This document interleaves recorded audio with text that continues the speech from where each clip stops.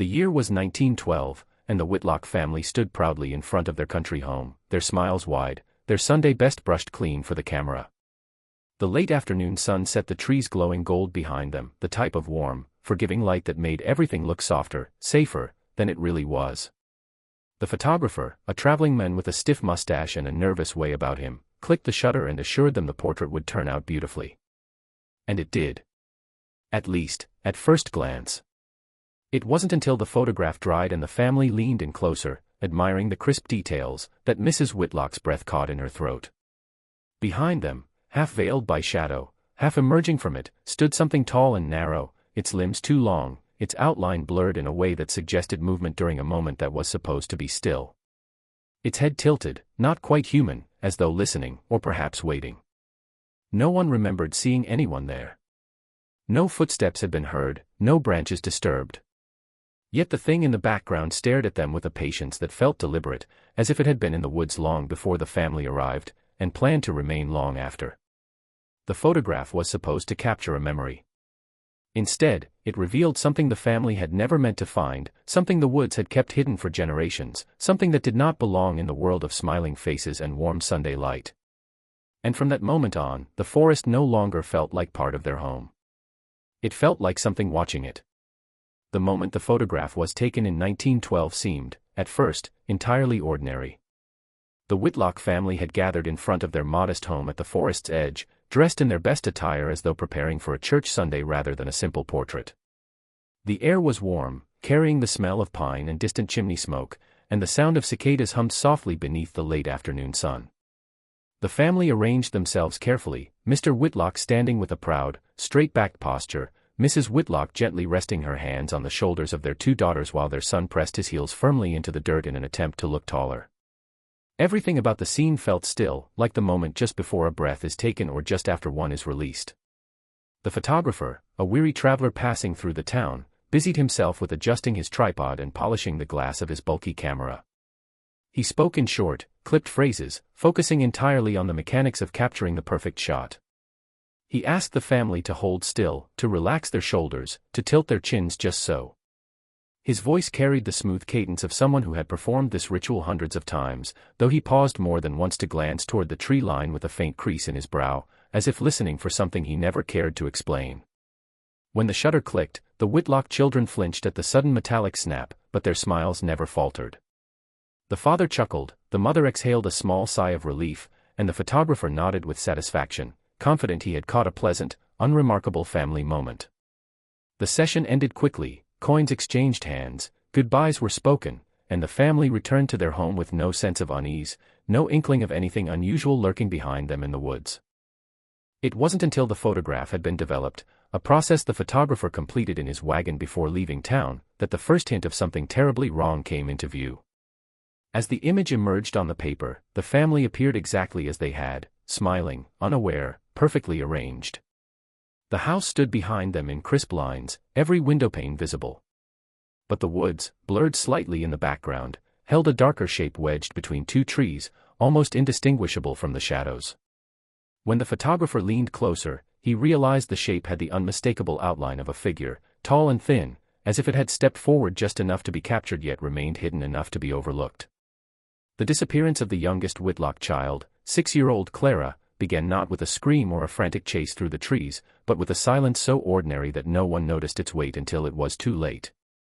The morning after the photograph was taken, the family followed their usual routine. Mr. Whitlock tended to the animals, the older children assisted with chores, and Mrs. Whitlock prepared breakfast while Clara, still rubbing sleep from her eyes, wandered out onto the porch with her small wooden doll tucked under her arm. She often played just a few steps from the house, collecting smooth stones or making little trails in the dirt, her voice drifting back through the open windows in soft, humming sounds. That morning, her humming faded in and out, carried by a breeze that rustled the tall grass near the tree line. No one thought much of it. Clara was imaginative, fond of singing to the birds and talking to invisible friends she claimed lived in the woods. When the humming finally stopped altogether, Mrs. Whitlock assumed her daughter had simply come back inside.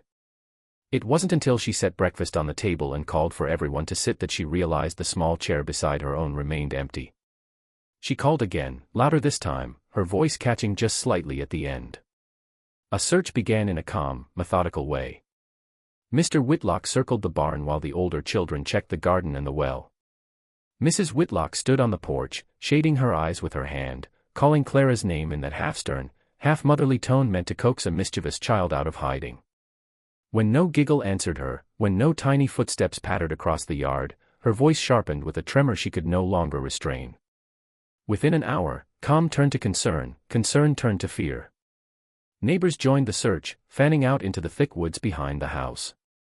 The forest was familiar land, every family in the area had grown up exploring its trails, but as the searchers pushed deeper, the trees felt strangely foreign. The farther they walked, the quieter everything became, as if the forest itself were holding its breath.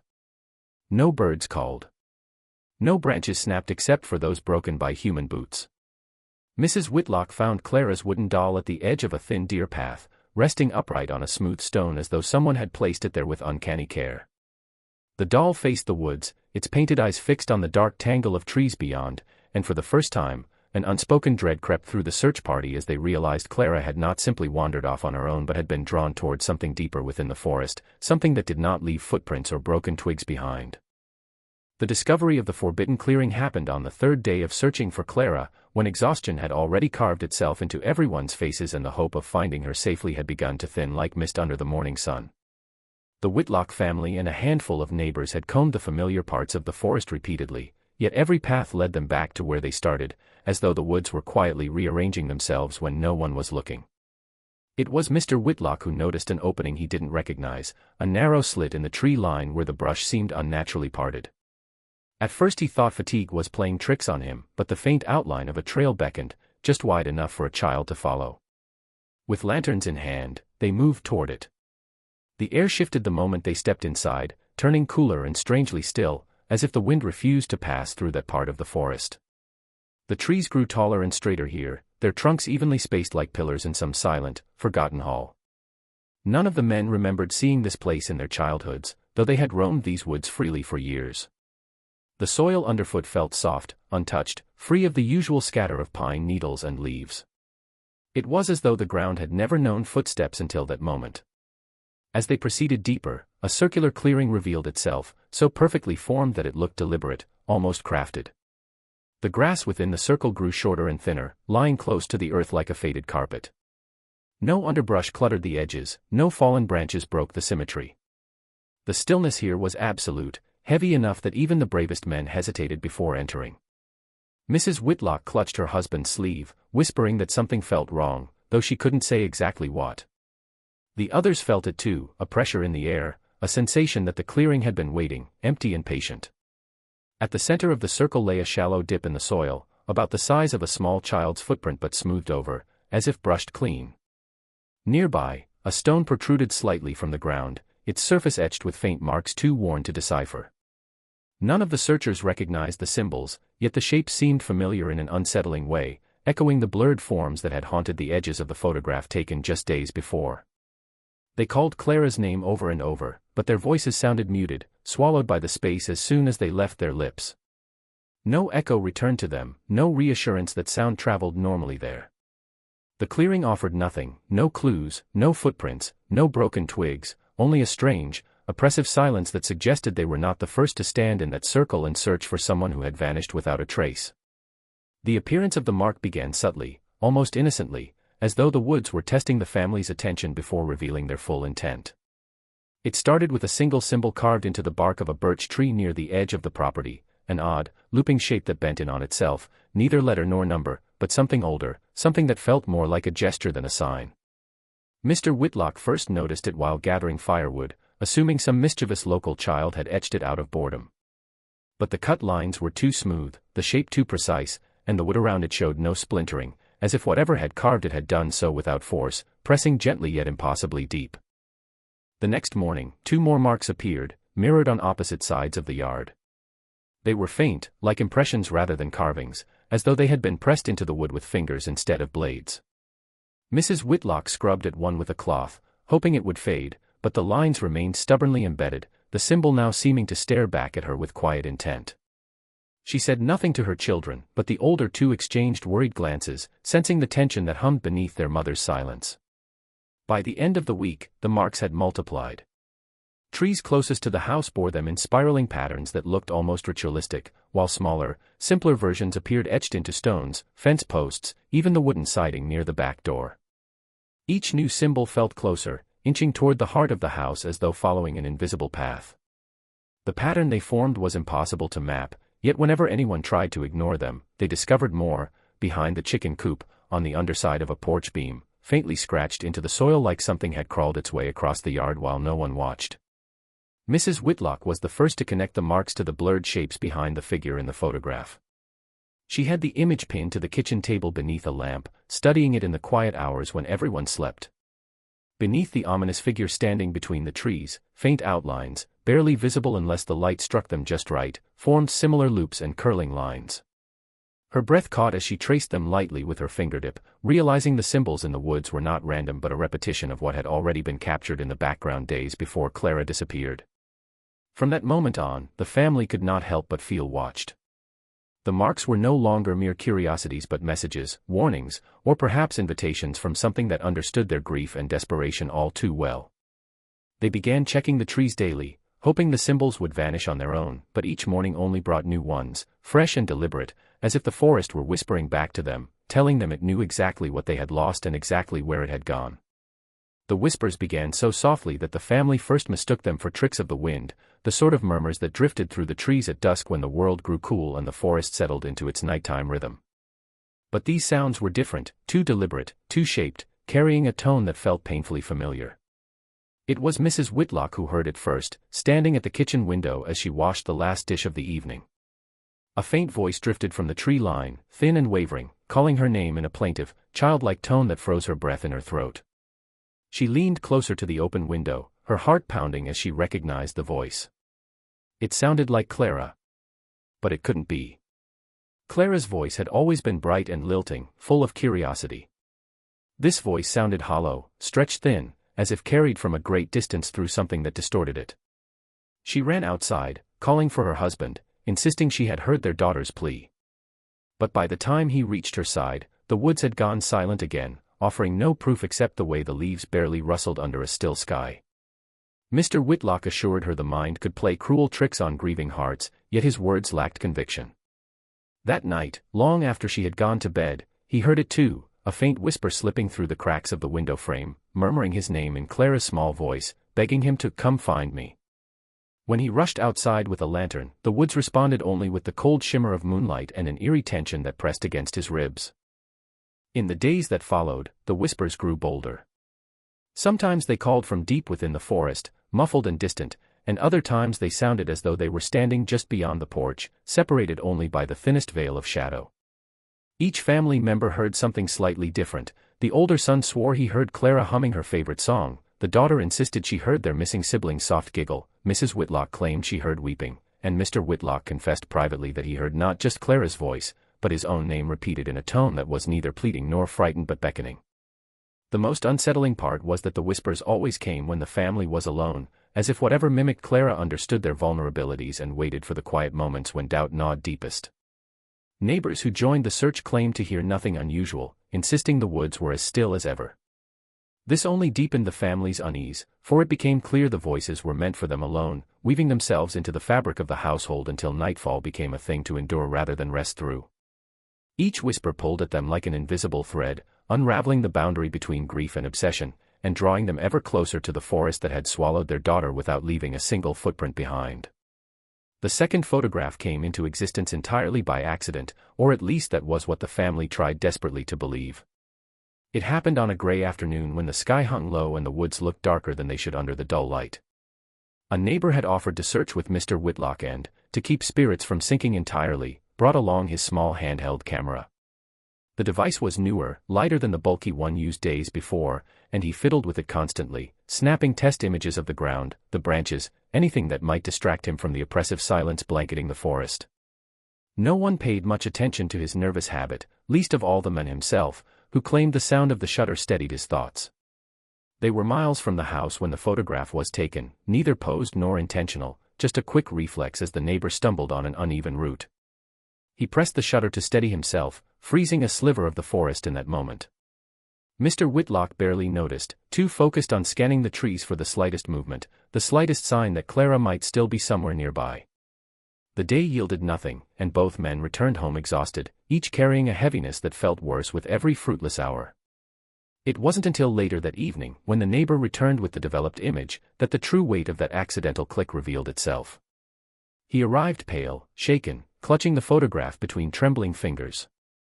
Mr. Whitlock took it without a word, expecting to see nothing more than blurred trees and an unsteady frame.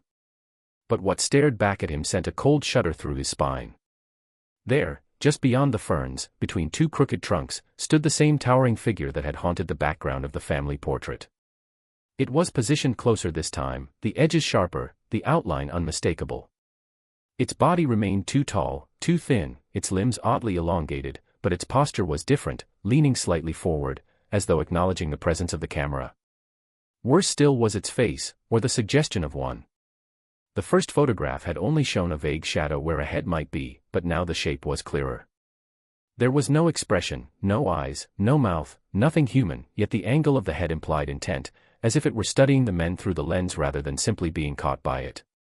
The trees around it warped subtly, bending inward as though bowing or recoiling, creating an unnatural symmetry that made the figure appear even more central, more deliberate. The neighbor insisted he hadn't seen anything in the moment the shutter fell, hadn't felt watched, hadn't sensed movement. But the photograph said otherwise. It suggested that whatever lingered in the woods was not avoiding them at all. It was following them, closing the distance between itself and anyone who dared to seek what the forest had already claimed. The hidden path revealed itself on a morning when the woods seemed to breathe differently, as if exhaling in long, slow waves that carried with them the scent of soil and something older, something untouched by sunlight. After days of hearing whispers and finding marks carved into trees that felt like messages, the family ventured out again, unwilling to surrender Clara's memory to silence. The air was heavy with a damp chill, and mist curled low to the ground, clinging to their boots as they approached the familiar trails that had already been searched countless times. Yet the forest looked wrong somehow, as though the trees had shifted while they slept, subtly rearranging their trunks and branches into unfamiliar shapes. It was the eldest daughter who noticed the path first. Where tangled underbrush had always grown thick, a new opening yawned, narrow yet unmistakably deliberate. The foliage parted cleanly, as though pressed aside by an unseen hand. It had not been there the day before, they were certain of that. The ground beneath the arch of branches was dark, smooth, and slightly sunken, like a riverbed long since drained. Even though no footprints marred its surface, the path carried the strange, undeniable feeling of recent use. They hesitated at its mouth, gripped by a collective sense of unease. The forest around them fell unnaturally quiet, muting even the distant birds that usually stirred at dawn. It was the kind of silence that felt aware, expectant. Mr. Whitlock stepped forward first, lantern held before him, its glow dimmed by the thickness of the fog. The path swallowed the light quickly, as if the darkness had weight enough to smother it. Still, he pressed on, and the others followed, each step accompanied by the sinking feeling that they had crossed a threshold they were never meant to find. As they walked, the forest deepened in ways that defied logic. The trees grew impossibly tall, their tops vanishing into shadow rather than sky. The air cooled further, carrying faint murmurs that brushed past their ears like distant echoes. Though the path wound forward without branching, it stretched farther than the forest should have allowed. They had lived beside these woods for years and knew their boundaries well, yet this trail extended beyond any familiar landmark, as though leading them into a different place entirely. Symbols began appearing on the trees lining the path, fresh ones, sharply carved, glowing faintly with moisture as if newly inscribed. They matched the marks that had crept across their property, forming a guiding pattern that curved deeper into the unknown. The whispers grew clearer the farther they walked, sounding more and more like Clara, calling from just ahead, always just out of reach. Something waited at the end of that path, something patient and ancient that had opened the woods not by accident but by intention, drawing them forward step by step into the heart of a secret the forest had guarded for far too long.